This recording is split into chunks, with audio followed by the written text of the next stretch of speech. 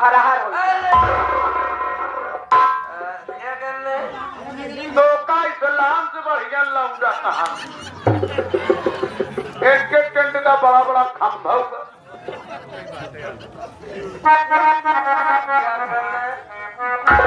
उचाऊ ना आई है रंडी घरे में हमार साड़ी थारे है वो कल आ जाओ करे ससुरे छोड़ाई और रास्ता मौका मारी जावा जान से और करे खूने समाज साड़ी रे केउए तब ये घरे में राम नहीं चली जा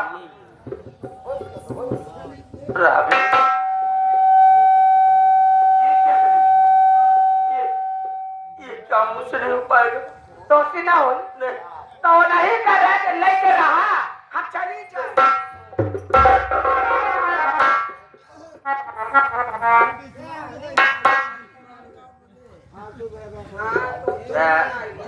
उससे नहीं अगर मारना है मार दूंगा मारे बेना मार दूंगा जब मार देवे तो सुहाग रात मनाया वैसे नहीं मनाया वैसे तड़फड़ाते हैं अभी तेरा मेरे दिल में हर जगह नाम लिखा है हर हवा में लिखा है जो मैंने हर हवा में जय जहाँ तेरा नाम लिखा है बाबा सुना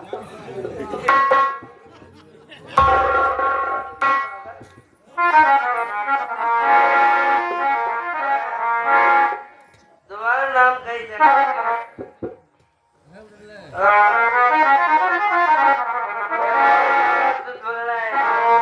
उड़ते बहती नदियों से पूछो इन पहाड़ों से पूछो इन नजारों से पूछो तो पता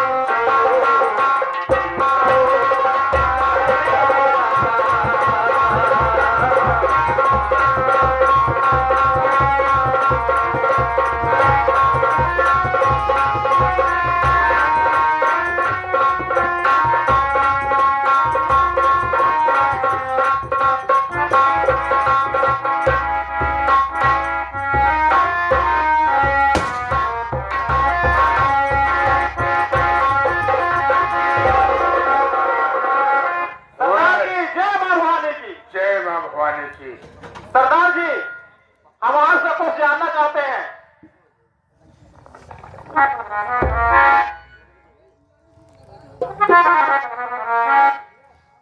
शेर से जी सरदार जी। जानने की जरूरत नहीं है। वक्त और समय बताता है इंसान को कहाँ क्या करना पड़ता है और क्या क्या नहीं करना पड़ता है। जी सरदार। सरदार जी, आज कहाँ चलने का इरादा है?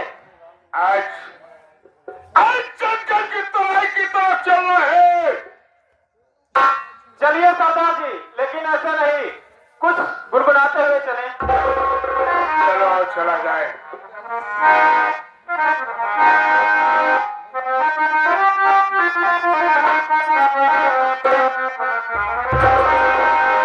समय कितना बेला चुप हो, जमाना याद आता है। समय कितना बेला चुप हो, जमाना याद आता है।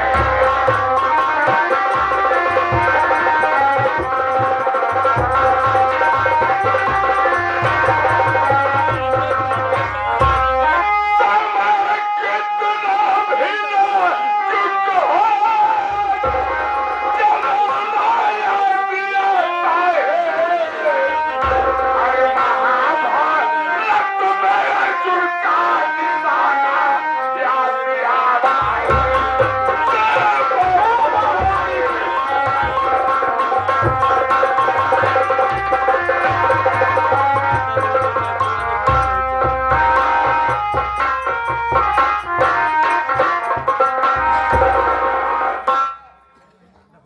क्या बात है भाई? भैया, अभी काफी दूर है, हमारे प्यास और जोरों से लगी है। मैं छोटे पानी से पानी लाओ और थोड़ी देर आराम करने पे चलते हैं भैया। पानी पानी पी गया? हाँ भैया। आज के बाद ये तुम्हें ऐसा पानी पिलाऊंगा, तुम पानी कभी पिएगी नहीं। ये क्या बात है भैया? मतलब अपने घर पिएगी। अच्छा। हाँ हाँ, अच्छी है भैया। आराम करो।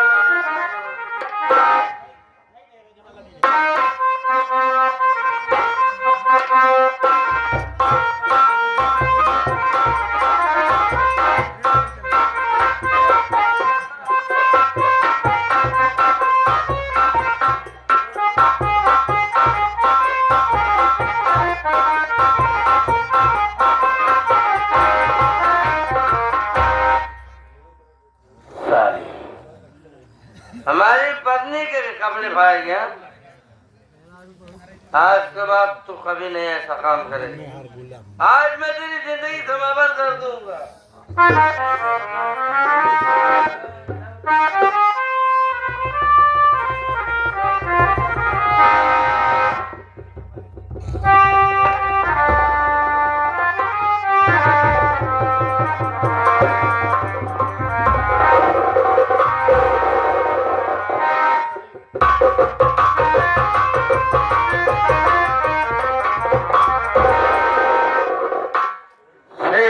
सरदार जी, ये रास्ते में कैसे हो? ये कहना क्या हो? क्या चीज रास्ते पर कैसे जब लड़की की लाश पड़ी हुई है? सबसे पहले देखो, इस औरत की हालत बहुत गंभीर है, जल्द से जल्द इसे हॉस्पिटल ले चले, नहीं इसकी जान चली जाएगी। जरूर ले चलूंगा। चलिए सरदार जी। चलो।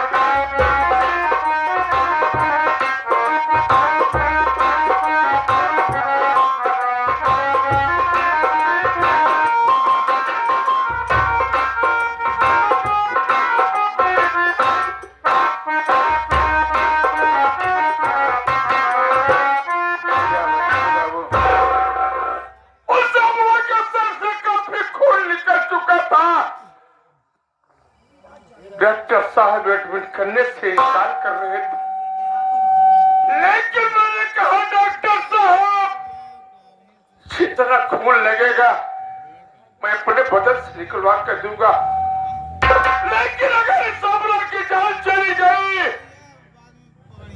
तो सोच लेना कि तेरी हॉस्पिटल में आग लगा दूंगा। सरदार जी, क्या बात है? साथ आपकी मनोकामना ने भगवती माँ ने सुन लिया। और डॉक्टरों का कहना है कि अब वो लड़की खतरे से बाहर है। यदि आप मुलाकात करना चाहें तो कर सकते हैं। अच्छी बात है जी, लाओ बुलाओ।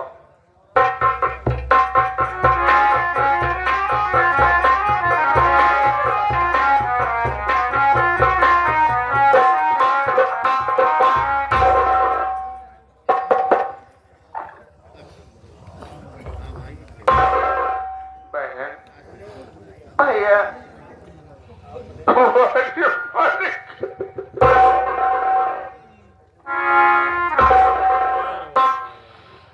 सबसे मेरी बहन अपने ससुराल चली गई, तब से कोई भाई कहने वाला नहीं मिला।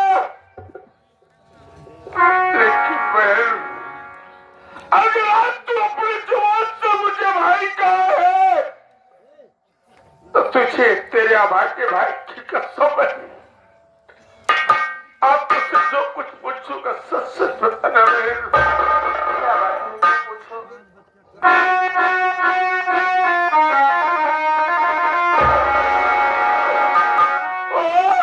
हमारी बहिना,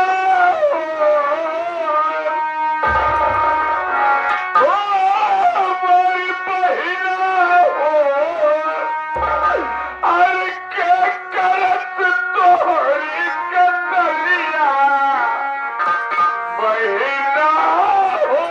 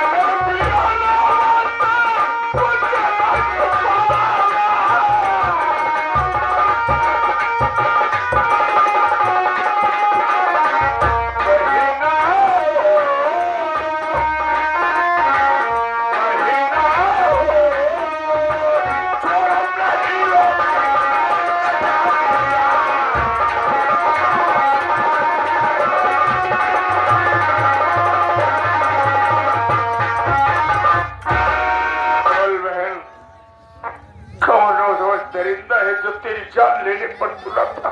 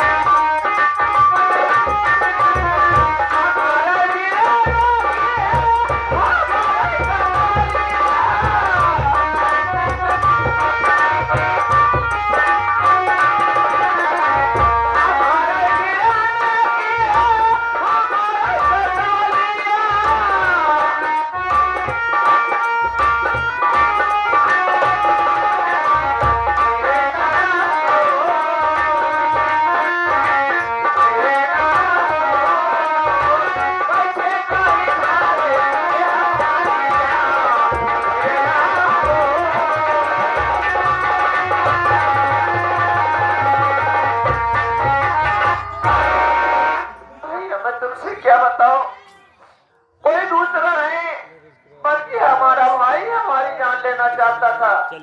तुम्हारे दुनिया में सिवाय लेकिन वह एक बात तो ये बताओ कि तुम्हारा नाम क्या है और तू कहाँ की रहने वाली है? तेरा मायका का, तेरा ससुराल का है और तेरे भाई का नाम क्या है? मेरा नाम रेखा है और मैं गांव भवानी की रहने वाली हूँ। हमारा मायका राजापुर था और हमारे पास दो भाई थे। बड़े भैया का नाम राजू और छोटे भैया का नाम रमन है। एक दिन मुझे कुछ पैसे की जरूरत पड़ी तो मैं अपने मायके गई राजापुर और मैं अपने छोटे भाई से पैसे की बात की, लेकिन हमारे भैया ने पैसे तो दिए, लेकिन हमारी छोटी भाभी आई थी, वो मुझे रोक ली। उन्होंने कहा दीदी तुम रुक जाओ, कल गुड़िया का त्योहार है, कजरी खेलने लगता उसके बाद घर चली जाना। बातचीत करने लगी तो उसके बाद मैं रुक गई और कजरी खेलने के लिए भाभी ने मुझे एक साड़ी दी। पता नहीं कैसे भैया वो साड़ी फट गई और न जाने मुझे मालूम न था कैसे फटी थी या फट गई। उसकी साड़ी के कारण भाभी मुझे मारने लगी। आगे भैया सूरत सरोज ऑपरेटर आर साहब रामनगर से एक 11 रुपए का पुरस्कार बहन भाई के सीन को देखते हुए भैया का नमस्ते प्रणाम आशीर्वाद की कामना धन्यवाद। ला दीदी। फिर भैया रमन भैया आए और भाभी को जब उल्टी सीधी बातें करने लगे तभी रमन की सासू माँ आ गई और जब सासू माँ उल्टी सीधी बातें करने लगी तो रमन भैया ने कहा भाई तुम कमरे में जाओ। मैं कमरे में चली गई भैया। उसके बाद वो मावती ने पता नहीं क्या भैया को कह दिया। भैया ने कहा भाई चलो तुम्हें घर छोड़ देता हूँ और रास्ते में मेरे प्यास लग गई।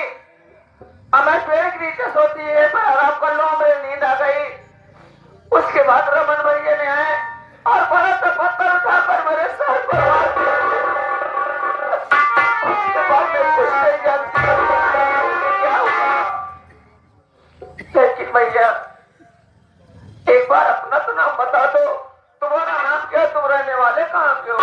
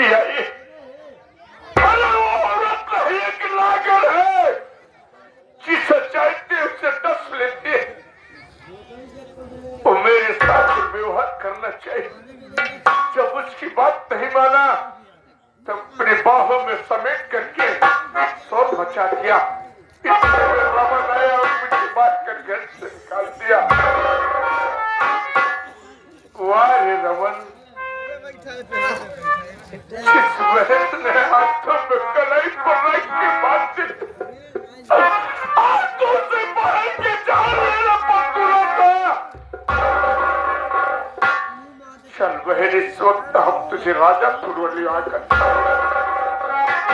और उन बात बेटियों को तू वो दशा करूंगा कि देखने वाले ताश खाए जाएंगे।